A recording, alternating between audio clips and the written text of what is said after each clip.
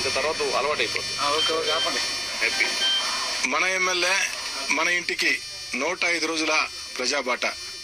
మన ఎమ్మెల్యే మన ఇంటికి ఈ 105 రోజుల ప్రజాబాటలో భాగంగా ఇంటింటికి వెళ్ళి పేరు పేరున పలకరించి స్థానిక సమస్యల మీద చర్చించి ఆ యొక్క ప్రజలతో మరింత మెరుగైన సంబంధాలు ఏర్పరచుకుని ఆ యొక్క ప్రజా సమస్యల పరిష్కారం కోసం ప్రతిపక్ష పార్టీ ఎమ్మెల్యేలుగా ప్రభుత్వం మీద ఒక ప్రజా ఉద్యమం, ఒక ఒత్తిడి తెచ్చేదానికి ఒక ప్రతిపక్ష పార్టీ ఎమ్మెల్యే ఇంటింటికి వెళ్ళి ప్రజల సమస్యలు అడిగి స్థానికంగా పెద్దలను కలిసి వారితోనే నడిచి వారితోనే భోజనం చేసి వారితో నిర్దించి ఒక 105 రోజుల పాటు నియోజకవర్గంలో జరిగినట్లయితే ప్రభుత్వం మీద ఒత్తిడి వస్తుంది.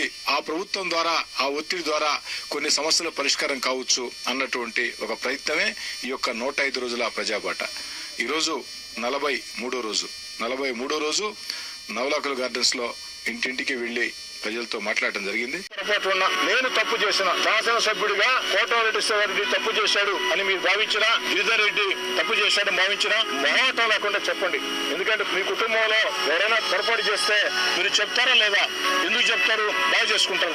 మరి అదేవిధంగా మీకు నాకుండే బంధం కుటుంబ సభ్యుల బంధం కాదు. మొట్టమొదటిసారి 2012లో గడపకి ఈ గ్రామానికి వచ్చినప్పుడే చెప్పాను.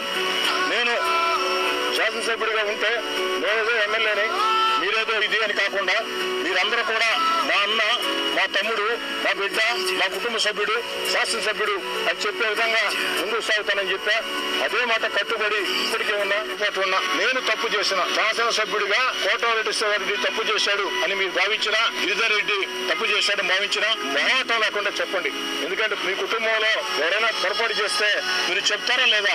ఎందుకు చెప్తారు? బాగా చేసుకుంటారు. మరి అదేవిధంగా మీకు నాకుండే బంధం కుటుంబ సభ్యుల బంధం కాదు. మొట్టమొదటిసారి 2012లో గడపకి ఈ గ్రామానికి వచ్చినప్పుడే చెప్పాను. నేను శాసనసభ్యుడిగా ఉంటే నేనేదో ఎమ్మెల్యేని, మీరేదో ఇది అని కాకుండా మీరందరూ కూడా మా అన్న, మా తమ్ముడు, మా బిడ్డ, మా కుటుంబ సభ్యుడు, శాసనసభ్యుడు అని చెప్పే విధంగా ముందుకు సాగుతానని చెప్పా. అదే మాట కట్టుబడి